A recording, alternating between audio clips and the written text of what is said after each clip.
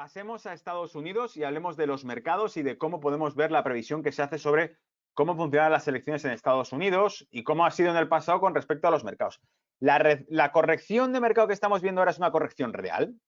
A ver si nos vamos a meter a vender y nos llevan el mercado de nuevo a máximos, ¿no? Mi postura es que no me creo esa corrección. ¿Por qué? Porque hay tanto estímulo metido en el mercado, han metido tantísimo dinero que ponte tú ahora a ir contracorriente, ¿vale? Esto es la expresión que se utiliza en bolsa y que utilizamos en la jerga bursátil es cuando es mear contra el viento, ¿no? Que sabes que la que te va a caer es fina como te pongas a vender, como todos. Y decía al inicio de este reporte, lo he comentado. No sé qué titular ha sido el que he leído, que decía que nunca en no sé cuántos años había habido más analistas y medios de acuerdo en que estábamos ante un mercado bajista. Cuidado con ese tipo de afirmaciones porque si vemos que eso es lo que maneja el público y si eso es lo que sabe el público, ¿qué van a hacer? Lo contrario. Compra con el rumor, vende con la noticia. Es un refrán de bolsa muy antiguo. Compra con el rumor, vende con la noticia. ¿Por qué? Para cuando el público, para cuando el ganado es consciente de que hay un mercado bajista, es que el mercado bajista se ha terminado. No van a poder sacarle rendimiento a ese mercado bajista. No digo que sea el caso. Sabe Dios, no tengo la bola de cristal, ojalá la tuviese, ¿no? Haría aquí 4 trucos de magia y diría, va a pasar esto. Bueno, tenemos un grado de acierto bastante alto en los gráficos, pero aún así soy muy precavido y muy humilde, no me atrevería a decir que no. Sigo pensando que es un engaño.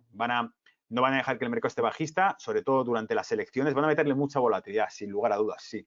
Los demócratas van a tratar de hundirlo todo. Ya han quemado las calles. Entonces financian movimientos, podéis investigarlo y verlo más, pero los movimientos sociales que se han producido en Estados Unidos tenían cuentas de donaciones que estaban vinculadas a organismos que recaudan fondos también para otra serie de grupos políticos. Entonces decías, bueno, esto evidentemente tiene un trasfondo político. ¿Por qué los medios de comunicación le hacen tanta publicidad a una revolución? ¿Nunca habéis escuchado el refrán de la verdadera revolución jamás será televisada? ¿Desde cuándo el poder mediático, el cuarto poder, va a hacer publicidad de un movimiento que realmente es una revolución social que hace peligrar al poder? Si son el poder ellos, ¿no? ¿Cómo va a ser que yo mismo esté dando voz y publicidad y eco y megáfono a un movimiento del que yo estoy en contra? ¿Somos tontos? Evidentemente no. Esto está publicitado. Durante las últimas 2 semanas hemos estado discutiendo la correlación del mercado en curso. Como dijimos la semana pasada, como se muestra en el gráfico a continuación, habíamos sugerido que era probable una corrección de regreso a los máximos anteriores de mercado, pero podría extenderse hasta la media móvil de 50 días. Hasta ahora la corrección se ha desarrollado mucho como anticipamos. Esto viene, lo tenéis ahí abajo, la fuente de Zero Hedge, y que prácticamente es exactamente igual que el pronóstico que dimos en estos reportes semanales. Acordaros que sacamos el gráfico SP500 y dijimos, si el mercado, y estábamos todavía subiendo, dijimos, si el mercado se da la vuelta, los 400 que tanto ha costado romper se convierten en zonas perfectas de compra. Y ahora estamos en 3.200 y pico, hoy, 22 de septiembre, ¿vale? Ha habido varios amagos en los que, habiendo perdido los 3.400 durante la semana anterior, volvíamos otra vez hacia arriba, volvemos a estar por encima de ellos. Veremos si se consiguen conquistar. 3.200 es otra zona también que creo que puede haber entradas de compras. Pero Zero Hedge, básicamente, este blog norteamericano contaba prácticamente la misma conclusión que habíamos sacado aquí en estos reportes semanales que vosotros tenéis gratuitamente. Entonces, no vamos tan desencaminados cuando acertamos con gente que lleva años, como es Zero Hedge, este blog norteamericano exclusivo de mercados. Sin embargo, también dijimos el viernes, debido al vencimiento de las opciones de cuádruple brujería, este es un concepto para los novatos que seguís este vídeo y que no tenéis ni idea, aprended una cosa más, hoy vais a la cama sabiendo algo nuevo. Cuádruple y triple hora bruja se denomina a los momentos en el mercado americano donde hay vencimientos de opciones y de futuros. Los contratos de opciones y de futuros son contratos derivados que mueven millones y que no son continuos. Tienen, digamos que, están hechos como garantías o seguros para los precios de determinados activos a futuro. Entonces, si, por ejemplo, cogemos un contrato de petróleo, tiene un vencimiento a 3 meses. Pero ¿qué pasa el día en el que es el último día de esos 3 meses de contrato? De aquí a aquí, ha llegado hasta ahí, es el último día y ese día va a salir un nuevo contrato a mercado. ¿Qué ocurre? Que va a haber un vencimiento del contrato antiguo, se cerrará y pasa un nuevo contrato a aparecer. Ese nuevo contrato que aparece, el nuevo, ese mismo día, puede aparecer cotizando por encima o por debajo. Ese salto o ese gap, que se llama contango o backwardation, lo que te está diciendo es que las expectativas de los siguientes 3 meses son que el petróleo esté más abajo o que esté más arriba y que luego tenderá a ir corrigiéndose. Pero lo que nos está mostrando ese mensaje es que cuando vencen los contratos de opciones y futuros, se producen revelaciones sobre expectativas de mercado en los contratos futuros y de opciones. Es decir, los millones que se están negociando en ese tipo de derivados financieros desde las cámaras de Estados Unidos quedan revelados en el momento en el que se rola ese contrato. Y ese momento en concreto se llama triple hora bruja o cuádruple hora bruja, según coincidan los vencimientos de opciones y futuros y bonos, etcétera. ¿Vale? Pues venga, un concepto más aprendido.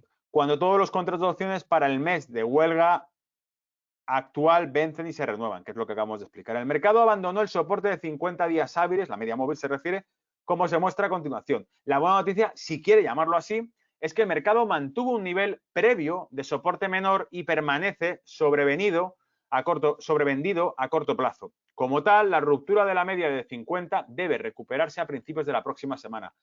O pondrá el foco en la media móvil de 200. Luego sacaré mi gráfico. Aquí está el gráfico sobre el que comentaba Zero Hedge. Pero luego sacaré mi gráfico, porque el gráfico mío del SP500 es el que habéis seguido durante semanas los que habitualmente seguís este reporte.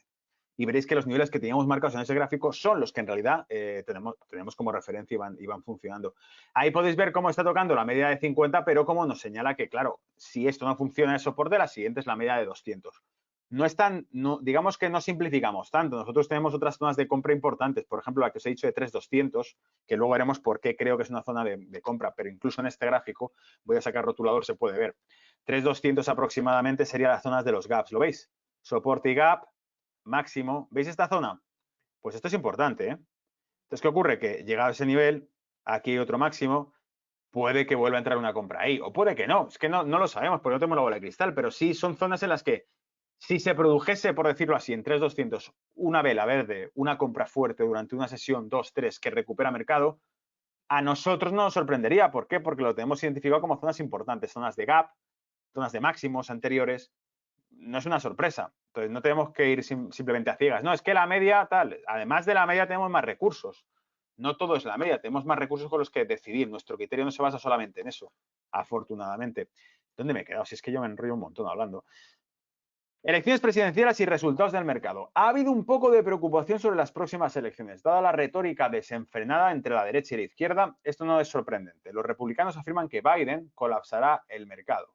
Los demócratas sugieren lo mismo del presidente Trump.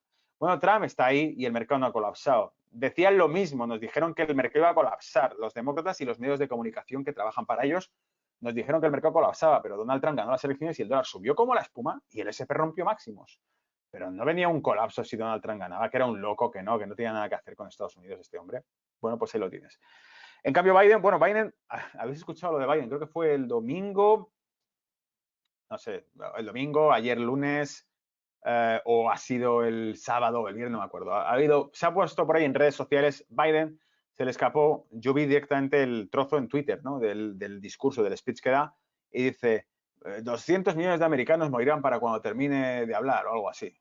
Y se quedó la gente como de qué está hablando. Entonces, ya sabéis que están diciendo que, bueno, podéis buscar también en la entrevista que se ha hecho a Nancy Pelosi, la representante de los demócratas, que también están haciendo una entrevista y en el minuto 6 de la entrevista, pues la tipa de repente le pregunta algo y dice, buenos días, buen domingo. Y sigue hablando y se quedan como, ¿qué ha pasado? Y bueno, era un descojón en las redes sociales y por supuesto se lo borran. En cuanto se hace un trading topic en un tema de esto, es como cuando se habló de la pandemia y los CDC revelando y revisando cifras, que lo que hizo Twitter fue empezar a eliminarlo por completo. ¿Por qué? De nuevo, lo mismo, porque la opinión pública está controlada por grandes grupos supranacionales que son los que censuran el discurso del presidente de Estados Unidos. Es que es alucinante, el presidente de Estados Unidos, y borran sus comentarios y dicen que es información no verificada o fake news, que ya lo hemos comentado en alguna ocasión, ¿os acordáis? Cuando dijo que los niños eran inmunes al coronavirus y le borraron en los comentarios y dijeron que eso era fake news. Pero sacamos aquí en este reporte la estadística publicada a través de World Matters del CDC de Nueva York, que era uno de las ciudades, de los estados más afectados, de los estados más afectados de todo Estados Unidos, era California, Nueva York. Bueno, pues Nueva York tenía 0 incidencia, ponía no fatalities de 0 a 9 años, creo. Pero no era mentira. Es que es increíble. Es una tomadura de pelo. Es simplemente un juego político brutal el que se está llevando a cabo hoy en día. Desde la perspectiva de la gestión de carteras, lo que debemos comprender es que lo que sucede durante los años electorales, ¿no?, con los mercados de valores y la rentabilidad de los inversores Desde 1833 el promedio industrial del Dow Jones ha ganado un promedio de 10,4% al año anterior a las elecciones presidenciales y casi un 6% en promedio en el año electoral. Luego nos dice que desde el año 1833 el Dow Jones no ha cerrado un año electoral en negativo, de promedio, ¿vale? Eso no quiere decir que no haya cerrado nunca ningún año. En contraste, el primer y segundo año del mandato del presidente ven ganancias promedio de 2,5 y 4,2. Fijaos que aquí el mensaje está claro. Durante las elecciones el mercado no tiene problemas, sube. Incluso previo a las elecciones el mercado sube. Después de las elecciones el mercado baja, corrige o se estabiliza. Es decir, el crecimiento medio de la bolsa postelectoral es menor que el crecimiento preelectoral. ¿Por qué es un mensaje interesante este? Porque nos está diciendo, y tiene sentido, que todo aquello que sea popularmente, socialmente feo, lo van a hacer después de las elecciones cualquiera que sea el que esté a los mandos. Sea Trump, sea Biden, cualquier medida impopular la tomará después. ¿Por qué? Porque ya no le afectará tanto a la hora de la votación. Entonces, es evidente que medidas impopulares, desconcierto e incertidumbre que venga postelectoral es lo que afectará al mercado. Ahora, ¿cuál es el objetivo? Probablemente de la oposición, de los enemigos políticos de Trump. Desestabilizarlo todo por completo, porque cuanto peor esté, más podrán tratar de utilizar como argumento que esto es porque está Trump ahí. Y si le quitáis, bueno, Biden lo dijo en una de las campañas, en uno de los discursos de la campaña lo dijo, lo comenté también aquí, que dijo, ¿alguien cree realmente que si Donald Trump es reelegido terminará la violencia en las calles? Y uno de los comentaristas, pues no sé si era Tom Tucker o alguno de Fox News, dijo, no sé si es una opinión, una profecía o sencillamente una amenaza lo que está diciendo este hombre. Entonces, efectivamente, ves que el mensaje demócrata es va a haber caos si sigue Trump y si no lo creéis, vamos a ponerlo ahí. Incluso hasta los incendios de California, igual, incendios de California, porque está Trump de presidente, que está en contra del cambio climático. Tuiteó Obama uno de los mensajes también de que esto es lo que pasa, no lo olvides cuando vayas a votar porque tu día está en juego y tal. A lo que a raíz de eso se vieron multitud, webs como Divulgación Total mostró artículos que se han ido publicando en los medios locales, no grandes medios de comunicación, pero en medios locales sí había artículos y reportes de gente que había sido arrestada provocando incendios. Entonces era como, pues mira, resulta que se queman bosques y luego dicen, no, esto es por Trump y por el cambio climático. Vale. Pues otra cosa más que podemos meter en la cesta de las elecciones americanas para tratar de derrocar a Trump. La pandemia, el intento de provocar una guerra racial en Estados Unidos, quemar los bosques enteros y decir que es culpa también de él. Entonces, lo que te digo, que manden extraterrestres también y que los extraterrestres digan, vamos a destruir la Tierra a menos que elijáis a otro candidato que no sea Trump.